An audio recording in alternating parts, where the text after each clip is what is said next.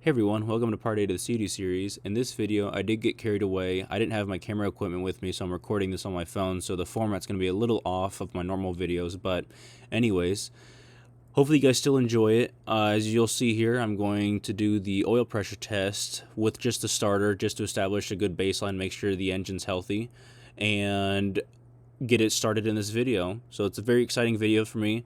Enjoy the video. Hopefully it's insightful for you guys, and thanks for watching. If you wouldn't mind also liking and subscribing to the channel, it really helps me out and it shows me that you guys are enjoying what I'm publishing.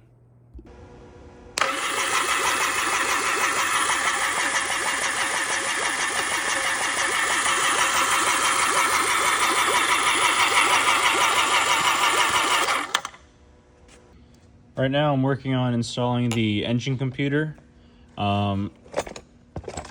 I am going to also clean up the RTV, as you can see here.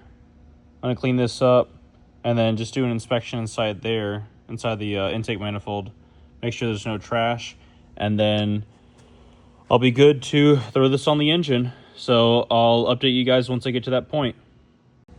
I went ahead and put the new gaskets on, cleaned off all the RTV, as you can see.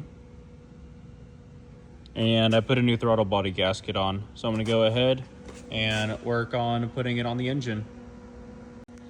Alright, I got a little carried away, but I was able to obviously install the intake manifold. I torqued all the bolts. They are only torqued to 80 inch-pounds.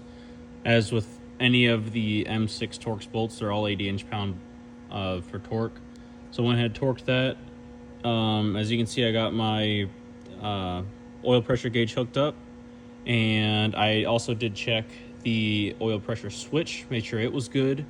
And I cleaned off all the connectors and I put dielectric grease in them to keep the corrosion out. So next I will go ahead and put this in the ski and see if we can fire it up. Here it goes.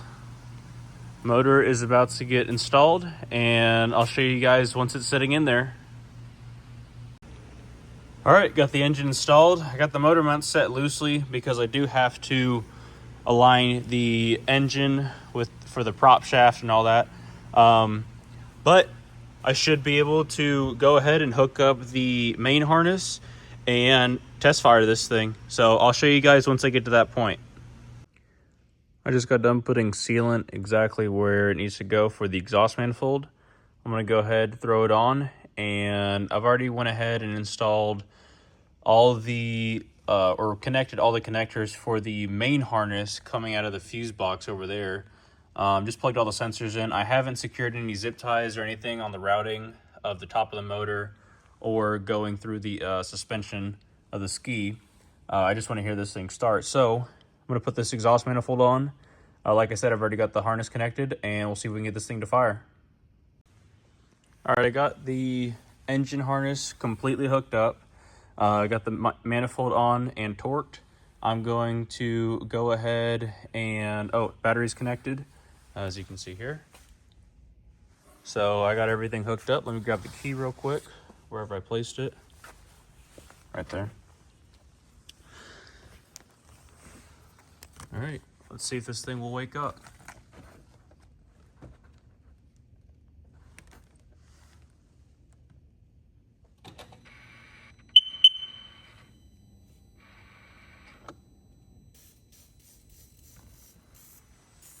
Uh-oh. Got a fuel leak. All right, well, at least we got fuel pressure, which is good. I'm going to go ahead and address this leak, and I'll get back with you guys. All right, for the time being, I got this hose clamp on the fuel hose just to stop the leak, but I got the system woken up, so I'm going to go ahead and attempt to start it. Let me get on the other side really quick. All right. Well, let's go for it.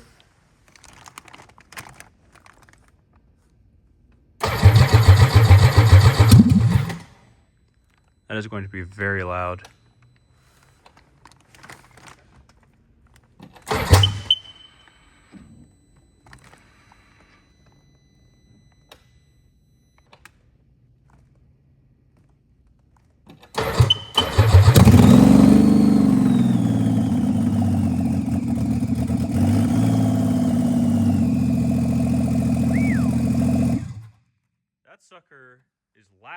Holy crap.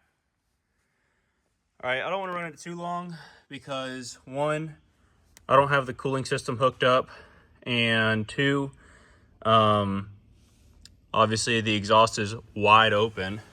But boy, that's exciting. This has been a long process. And also, if you're wondering, as you can see, I don't have the prop shaft in. I have to get the engine aligned first before I put that in. But for the time being, I just put a rubber cap on the shaft there with a clamp on it so it didn't leak any oil out. I made that mistake when I was turning it over at first to check oil pressure, which now that I actually got it up to a higher RPM, I'm going to go ahead and recheck the oil level. I made sure it was in the operating range before firing it up. I did that when I had it sitting on the assembly bench I was using.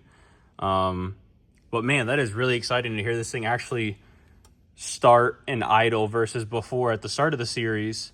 This thing would just fire up, run a little bit, and then just die. So it was really exciting to see it fire up, but I'm going to go ahead and check the oil level, and I might fire it up one more time.